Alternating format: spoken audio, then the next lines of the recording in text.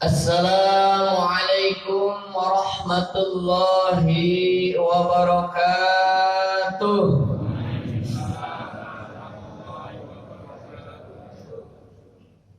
Bismillah, alhamdulillah. Alhamdulillahilladzi faddala bani Adam bil ilmi wal amali ala jami'il alam. Assalatu wassalamu ala sayyidil arabi wal ajam, sayyidina wa habibina wa syafi'ina wa maulana Muhammad wa ala alihi wa ashabihi ya nabi'il ulumim. Zalikal kitabu la raiba fihi hudan lil muttaqin. Shadaqallahul adzim. Ila hadratin Nabil Mustafa Muhammad Rasulillah wa ala alihi wa sahbihi wa azwajihi wa dzurriyyatihi wa ahlil baitil kiram wa ila hadratil anbiya'i wal mursalin wal malaikatil muqarrabin was sadatil khulafa'ur rasyidin wa immatil muhadditsin amilin wal musannifin wal mukhlasin wal awliya'i ajma'in khususan awliyaina awadin.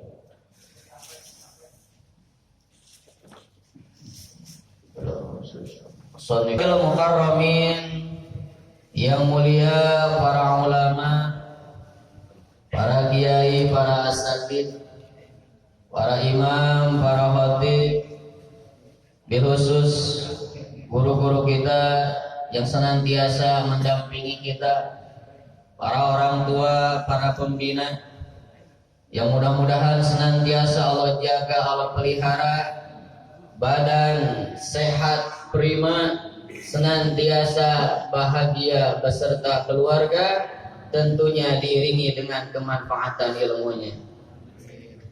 Mohon maaf Al-Fakir tidak sebut nama, mudah-mudahan tidak mengurangi rasa cinta.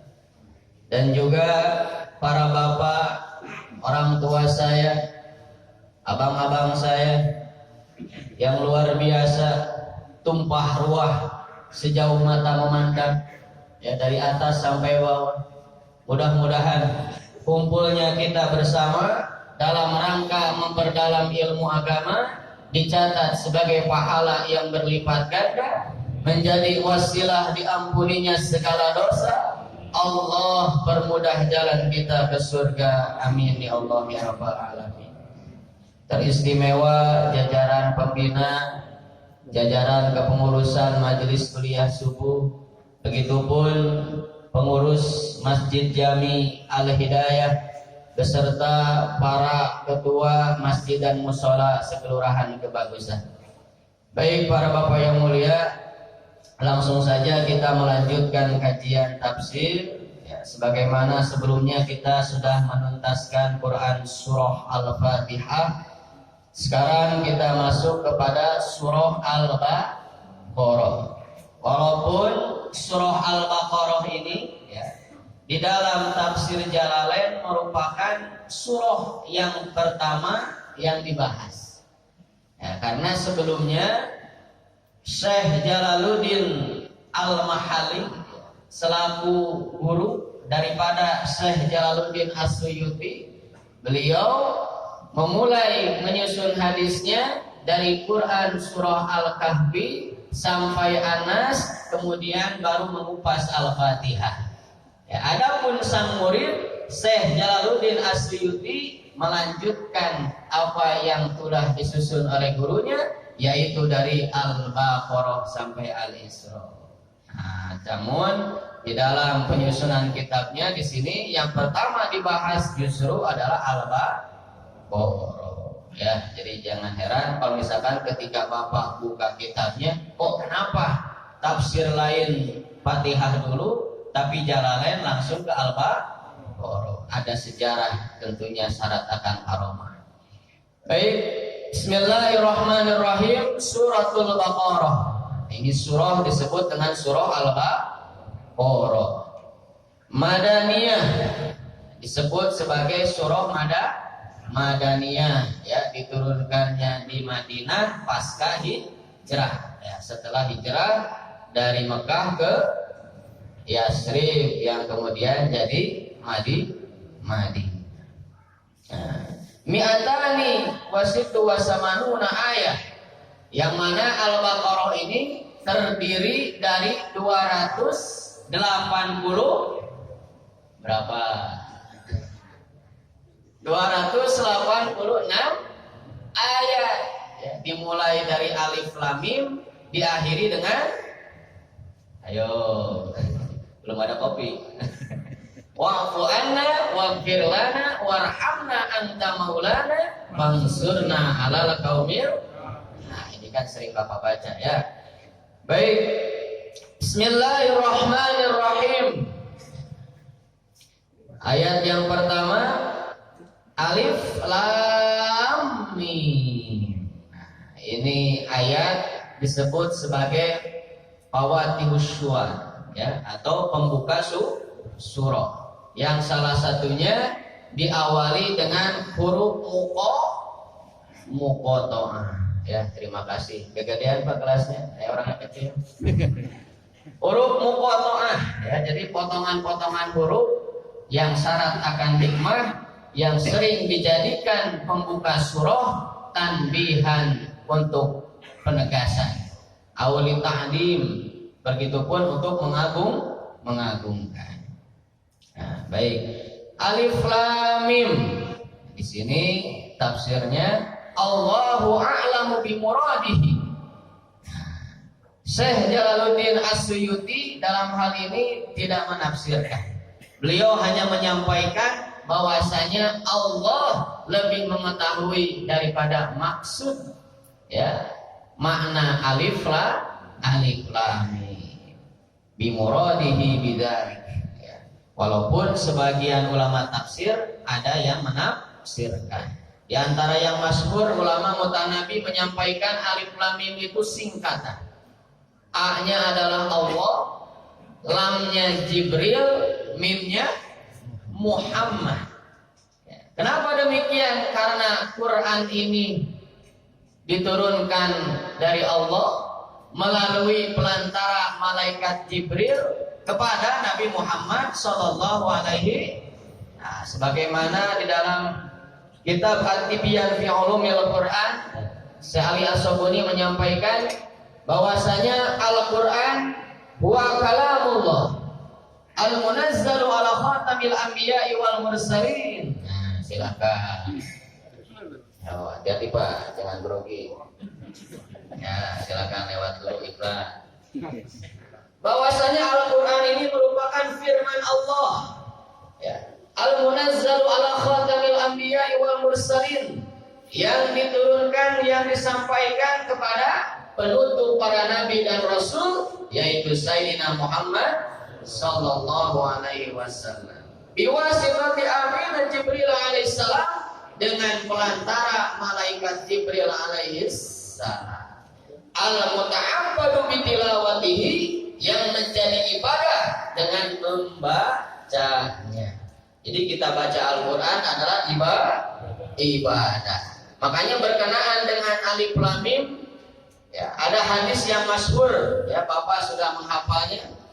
Man qara'a harfan min kitabillah, barang siapa yang membaca satu huruf saja dari Al-Quran, falahu asru amsalih, maka Allah akan membalasnya dengan 10 kebaikan. Nah, satu huruf dibalas dengan 10 kebaikan. Kemudian Rasul bilang, wala aqulu alif lam mim harfan, dan aku tidak bilang bahwasanya alif lam mim itu satu huruf, walakin alifu harfun, walamu harfun, wal mimu harfun. Akan tetapi alif adalah satu huruf, lam satu huruf, mim satu huruf, digabung jadi 3, dikali 10 jadi 30. Jadi kita baca alif lam mim saja dapat pahala 30. Itu dibaca di luar apalagi ketika Nah, jadi Bapak walaupun sholatnya terburu-buru ya, tapi tetap khusyuk ya. Misalkan karena waktu biris Fatihah jangan langsung usahakan baca Quran dulu, minimalnya alif. Iya, aduh kepanjangan alif lam mim, nyari yang 2 Yasin, masih kepanjangan juga, nyari yang 1 Nun, itu namanya terlalu ya. Baik. Kemudian zalika ay hadzal kitab, maksudnya ini kitab alladzina yaqra'uhu Muhammad, maksudnya kitab yang dibaca oleh Nabi Muhammad, la roiba ay la syakka, tidak ada keraguan. Nah, kalau tidak ragu berarti kita yakin. Nah, kalau kita yakin berarti sudah pasti, alias tidak mamang bahasa mana? Nah, intinya tidak ragu ya. Fihi, di dalamnya ya, apa yang ada di dalam Al-Qur'an, apa yang disampaikan oleh Al-Qur'an tidak ada keraguan. Kenapa? Annahu min indillah, karena Al-Qur'an ini dari sisi kalamul firman makanya gak boleh kita ragu. Wal isyaratu bihi li ta'dim, ya, yang mana dengan isyarah dari ta'diman, untuk mengagungkan Al-Qur'an. Nah, kemudian hudan lil muttaqin. Hudan artinya ayhadun, yaitu petunjuk. Buat siapa? Lil muttaqina, bagi orang-orang yang bertakwa. Walaupun di sini Syekh Jalaluddin As-Suyuti kembali menjelaskan as-sairina ila taqwa, yaitu petunjuk Al-Qur'an ini bagi orang-orang yang sedang belajar dan berusaha untuk menjadi orang yang bertakwa. Nah, maksudnya apa? Jadi yang namanya takwa itu harus terus-menerus kita berusaha dan terus-menerus untuk belajar menjadi orang yang bertakwa. Makanya jangan bosan-bosan ketika Jumatan kita diingatkan, ittaqullah, summa taqullah, fattaqullah haqqa tuqatih, wa la tamutunna illa wa antum. Nah, iya, karena takwa ini gak cukup hanya dengan kata-kata. Takwa ini harus benar-benar kita jaga, kita pelihara, begitupun kita evaluasi dalam kehidupan kita. As-sairina ila taqwa biimtisaril awamiri wajtinabin nawahi, yaitu dengan cara melaksanakan segala perintah Allah dan menjauhi segala larangannya. Perintahnya dilaksanain, larangannya dijauh. Jangankan dikerjain ya, maksiat itu dideketin aja udah kakak boleh. Ya, kama kola Bang Nabi waspada. Iya, yang namanya waspada berarti, nah kitanya harus hati-hati. Iya, jangan didekati. Kalau udah didekati nanti dinikmati. Kalau udah dinikmati nanti ketagih. Nah, makanya mendingan jauhi. Dan ini perintahnya untuk menjauhi.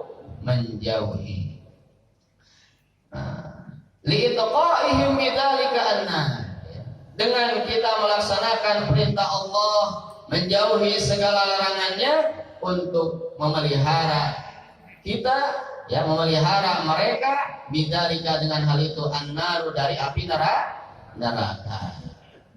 Kemudian ayat selanjutnya, alladzina yu'minuna bil ghaib, yaitu orang-orang yang beriman. Nah, ini merupakan alamah, ya, ciri daripada orang yang bertakwa. Yang pertama yaitu orang yang beriman bil ghaibi, ya, terhadap yang gaib. Maksudnya apa? Yusaddiquna bima ghaba anhum, membenarkan, ya, apa-apa yang tidak terlihat oleh mereka, ya, yang gaib. Di sini maksudnya yang gaib itu apa? Minal ba'si wal jannati wan nar, seperti halnya hari pembalasan. Hari itu hari kiamat. Ada yaumul ba'as, ada yaumul hisab, ada yaumul mizan. Nah, termasuk di akhir ada yang masuk surga, ada yang masuk. Nah, mudah-mudahan kita tergolong orang yang bertakwa. dijauhkan dari neraka, dimasukkan ke surga. Makanya harus iman terhadap yang gaib ya. Seperti hanya dalam tafsir lain, yang gaib itu gak hanya berupa waktu atau keadaan, tapi zat juga ya. Adanya Allah Subhanahu. Kemudian yang gaib lagi apa Pak? Malaikat, apa lagi? Jin. Nah ini termasuk yang harus kita imani. Selanjutnya wa yuqimunas shalah. Ciri orang yang bertakwa yang kedua adalah yang mendirikan sholat. Ayatuna biha bihuquqiha, yakni melaksanakan hak-haknya. Jadi sholat tidak hanya dikerjakan, tapi sholat harus didiri. Setelah dikerjakan, nilai-nilai sholat diterapkan dalam kehidupan. Kemudian dijaga hak-haknya. Tidak hanya sholat dikerjakan pada waktunya. Kira-kira kalau kita sholat subuh 5:30 pada waktunya tidak? Ya. Masih masuk waktu. Tapi alias terlambat. Ya, apalagi jamaah kuliah subuh kali sholat subuh 5:30. Nah, makanya hak-haknya harus dijaga. Termasuk la sholata lijalil masjid illa bil. Nah, ini kan kemarin disampaikan oleh guru-guru kita tentang sholat. Salah satunya yang ini sering kita sampaikan adalah tidak dianggap sempurna sholatnya seseorang bagi tetangga masjid kecuali di masjid.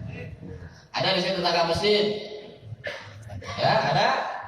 Iya, gelarnya DKM alias dekat ke masjid. Nah, hati-hati. Kemudian wa mimma razaqnahum yunfiqun ya, dan ciri orang yang bertakwa yang kedua adalah dari apa yang kami berikan kepada mereka, yunfiquna, mereka menginfakkan sebagian darinya. A'tainahum bi ta'atillah, dari apa yang Allah berikan kepadanya mereka sisihkan sebagian untuk berinfak dalam hal ketaatan kepada Allah ya. Jadi jangan maruk ya. Allah sudah ngasih banyak gak disisihin.